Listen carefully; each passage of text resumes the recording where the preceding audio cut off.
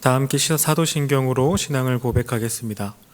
전능하사 천지를 만드신 하나님 아버지를 내가 믿사오며 그 외아들 우리 주 예수 그리스도를 믿사오니 이는 성령으로 잉태하사 동정녀 마리아에게 나시고 본디오 빌라도에게 고난을 받으사 십자가에 못 박혀 죽으시고 장사한 지 사흘 만에 죽은 자 가운데서 다시 살아나시며 하늘에 오르사 전능하신 하나님 우편에 앉아 계시다가 저리로서 산 자와 죽은 자를 심판하러 오시리라.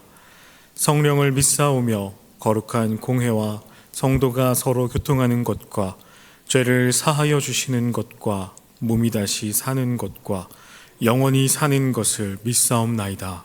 아멘. 우리 함께 찬송가 484장 찬양하겠습니다. 찬송가 484장 내 맘의 주여 소망 되소서입니다.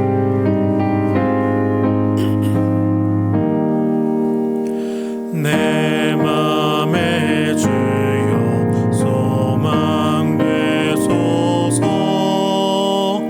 주 없이 모든 일 헛되어라 밤에나 낮에나 주님 생각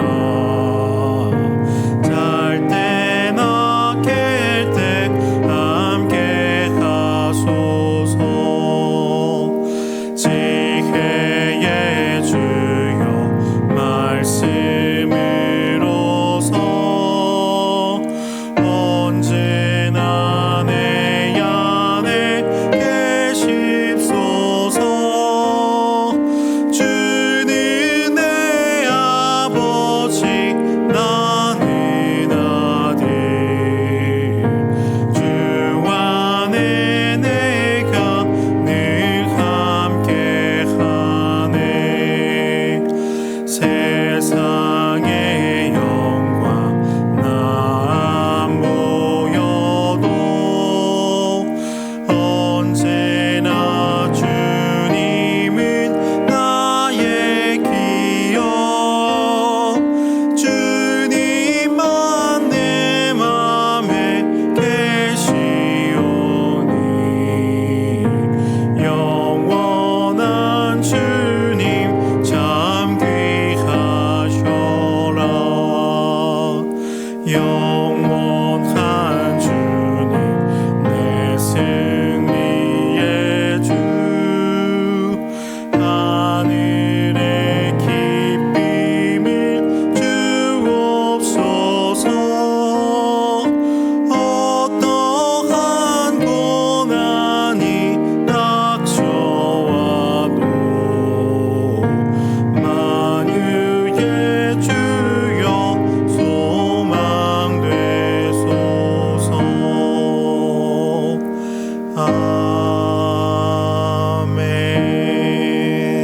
아멘.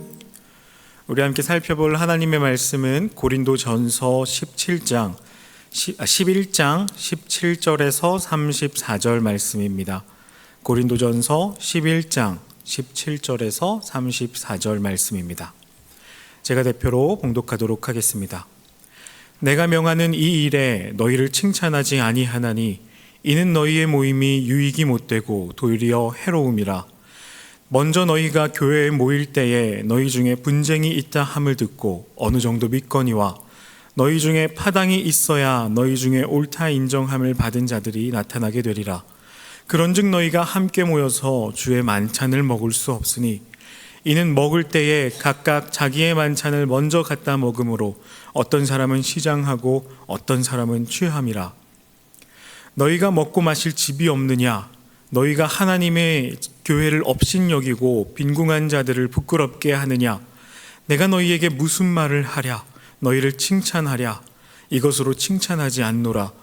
내가 너희에게 전한 것은 주께 받은 것이니 곧 주 예수께서 잡히시던 밤에 떡을 가지사 축사하고 떼어 이르시되 이것은 너희를 위하는 내 몸이니 이것을 행하여 나를 기념하라 하시고 식후에 또한 그와 같이 잔을 가지시고 이르시되 이 잔은 내 피로 세운 새 언약이니 이것을 행하여 마실 때마다 나를 기념하라 하셨으니 너희가 이 떡을 먹으며 이 잔을 마실 때마다 주의 죽으심을 그가 오실 때까지 전하는 것이니라. 그러므로 누구든지 주의 떡이나 잔을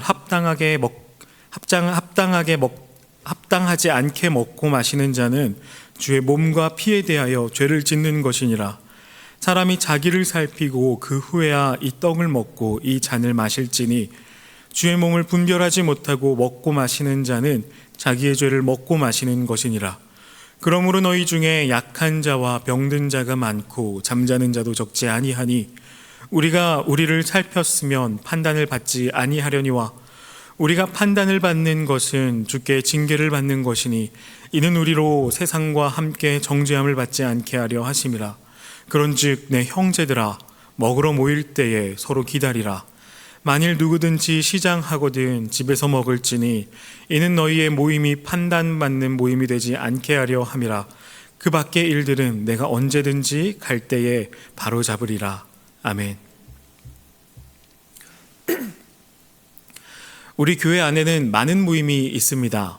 예배를 위한 모임이 한 주에 10번이 넘게 있고요. 또 셀끼리 모여 삶과 말씀을 나누는 셀 모임도 있습니다. 가끔씩 셀끼리 야유회도 나가고 또 다른 셀들과 함께 모이기도 하죠. 다문화 가정을 돕는 어울림 센터의 모임도 있고 또 마음 맞는 사람들끼리 이런저런 모양으로 모이는 그런 모임들도 있을 겁니다. 이게 얼마나 아름다운 교회의 모습인가요? 주 안에서 한 마음으로 함께 모이고 말씀을 나누고 또 실천하면서 함께 살아가는 이 성도의 모습이요. 분명 우리가 하나님의 자녀로서 함께 추구해야 할 바른 교회의 모습입니다. 하지만 그런 모임 중에 하나님께서 차라리 모이지 않는 게 좋았겠다 이렇게 책망하시는 모임이 있다면 어떨까요? 그리고 그 모임 중에 내가 속해 있다면 어떨까요? 오늘 성경의 본문의 말씀을 통해서 하나님께서 원하시는 바른 모습의 교회를 함께 생각해보고 과연 나는 하나님이 칭찬하시는 교회와 그런 모임을 만들어가는 성도인가 돌아보는 시간이 되기를 소망합니다. 우리 시대의 교회는 할 일이 아주 많습니다. 매주 공적으로 정해서 드리는 예배들과 기도회가 있고요. 또 각 교육부서들의 예배들도 있습니다. 이를 위해서 먼저 모여서 연습도 해야 되고 준비도 해야 되죠.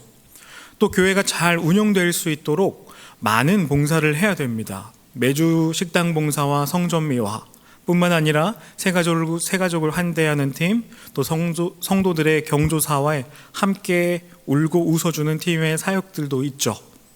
이 지역사회 참여도 안 할 수 없습니다. 제가 지금 다 언급하지 못한 수많은 사역들이 모두 합쳐서 우리는 교회에서 아주 많은 일들을 합니다. 그런데 이런 교회 일들 중에서 중요한 거 한 가지만 남겨야 한다는 상상을 한번 해볼까요? 우리가 복음에 있어서 아주 황량한 선교지에 갔습니다. 그리고 그곳은 우리 가정 빼고는 모두 이슬람 힌두교 사람이라고 한번 상상해보죠.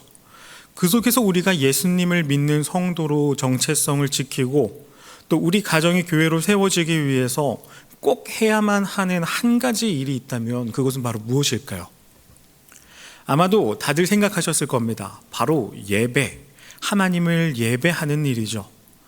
다른 것들은 다 다른 곳에서 할 수 있지만 예배만은 우리 교회만이 할 수 있는 유일한 일이기 때문입니다. 다른 사회봉사단체나 다른 사회의 모임과 구별되는 단 한 가지 일이 바로 예배인 거죠. 고린도 교회도 마찬가지였습니다. 매주 예배를 드렸어요. 그런데 그 시대에는 예배가 지금처럼 발전하지 않았기 때문에 아주 초창기의 모습으로 예배를 드렸습니다.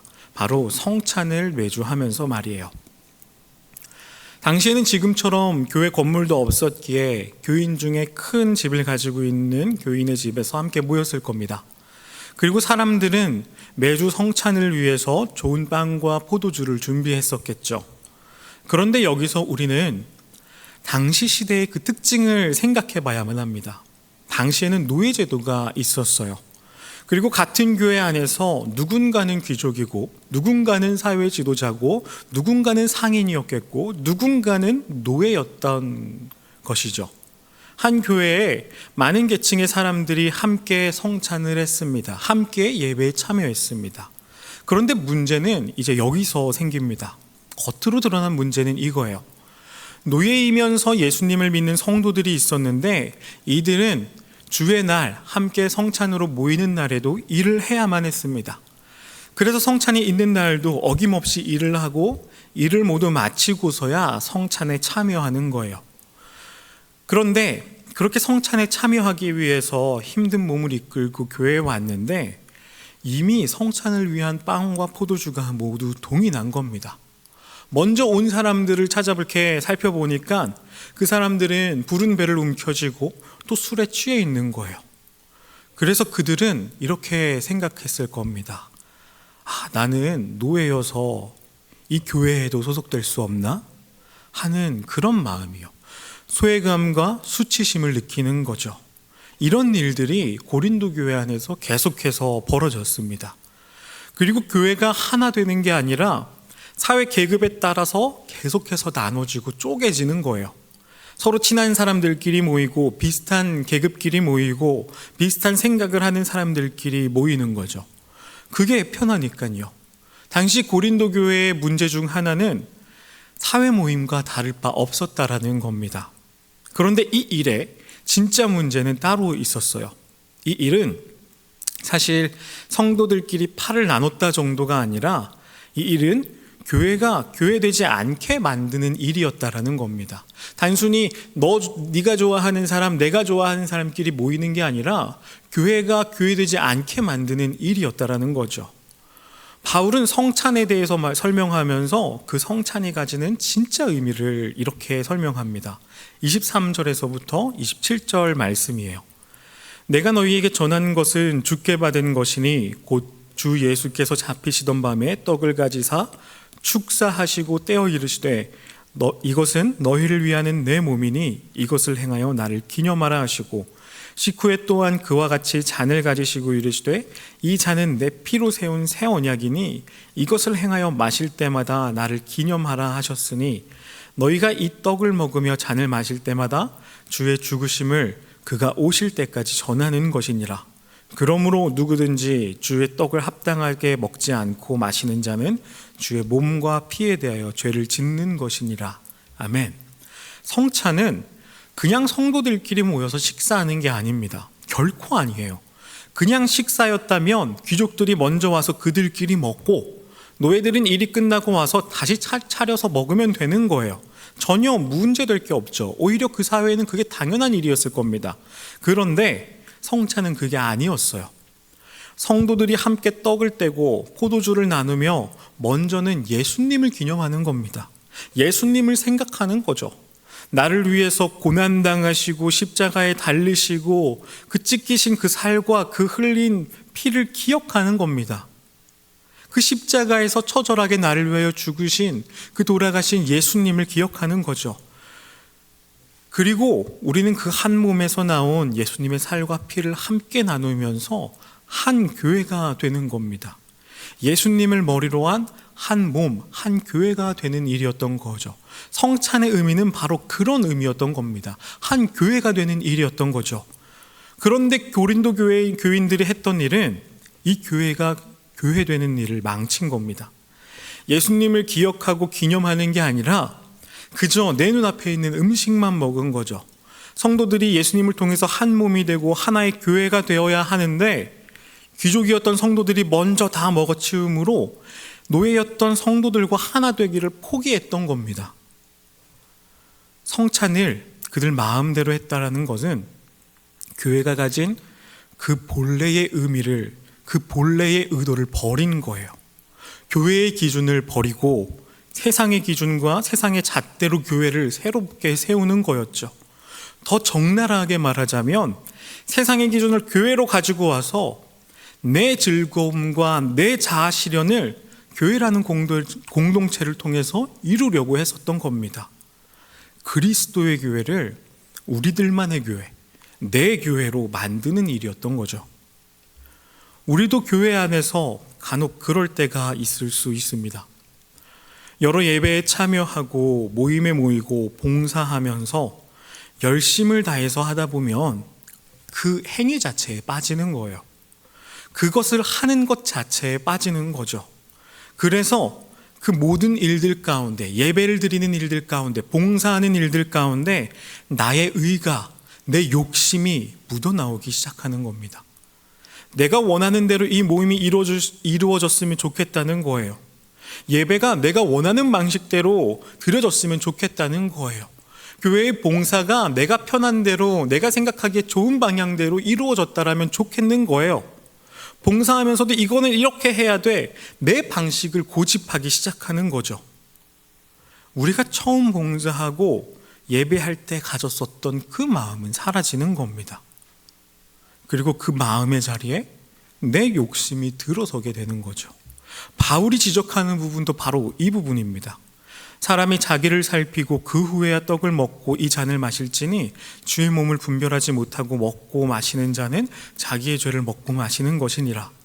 성찬의 의미를 모르고 그저 모양만 참여하는 것, 성찬을 교회가 교회되게 하는 일이 아니라 내 의를 드러내는 일로 사용하는 것, 그건 주의 몸을 분별하지 못하고 먹고 마시는 일이라고 경고하는 거예요.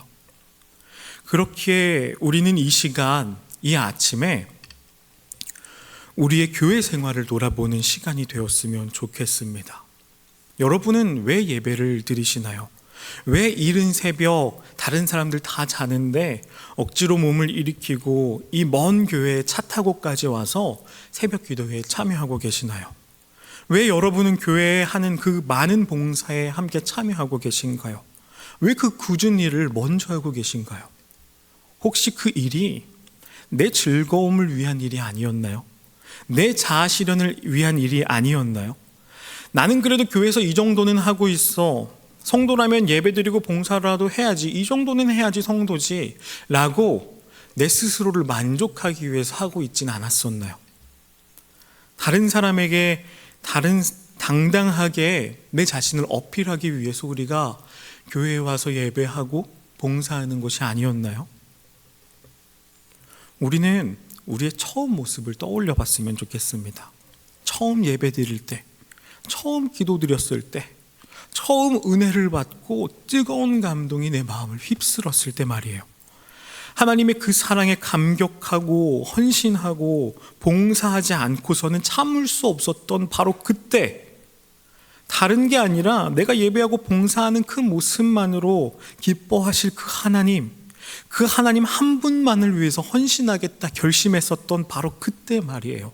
그때 우리들의 마음 말이죠. 그때 우리의 마음을 다시 기억하고 돌이켜봤으면 좋겠습니다. 그리고 그 마음이, 그 결심이 한 교회를 만들겠다라고, 하나님을 기뻐하게 하시겠다라고 하는 그때 그 우리의 마음, 이 마음이 바로 성도를 성도되게 하는 마음, 교회를 교회되게 하는 마음이라는 것을 잊지 않았으면 좋겠습니다. 바울은 그렇기 때문에 마지막으로 교회가 교회될 수 있도록, 성찬이 성찬될 수 있도록 이렇게 가르칩니다. 그런즉 내 형제들아, 먹으러 모일 때에 서로 기다리라. 성찬이 바르게 시행될 수 있도록 말이죠. 모든 교인들이 바르게 성찬에 참여하고 함께 예수님을 기념하며 하나의 교회가 될 수 있도록 바울은 충고하고 있는 겁니다. 내 형제들아, 먹으러 모일 때에 서로 기다리라 라고 말이죠. 교회는 그리스도의 몸입니다. 우리 예수님께서 머리시고 우리는 그분의 몸이죠.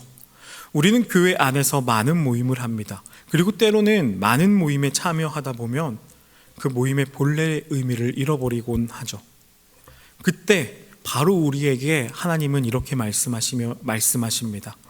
차라리 모이지 않는 게 좋았겠다라고 말입니다. 오늘 이 시간 우리가 이 아침에 함께 기도할 때 교회의 여러 모임에 참여하는 우리의 마음과 동기를 살펴봤으면 좋겠습니다. 그리고 우리의 마음을 다시 다잡고 우리의 첫 마음을 다시 생각하면서 바른 교회를 이루어가기로 결단하는 그런 마음을 먹는 이 시간이 되기를 소망합니다. 우리 함께 그런 마음으로 기도하겠습니다. 하나님 감사합니다. 이 시간 하나님께서 우리를 향하여 책망하시고 우리를 향하여 돌이키라 말씀하시는 이 말씀을 우리 마음에 새겨봅니다. 그리고 혹시 우리가 교회 여러 모임 가운데, 예배 가운데 참여하며 하나님을 향한 마음을 잃어버렸던 우리의 마음을 주님 돌이키고 회개합니다.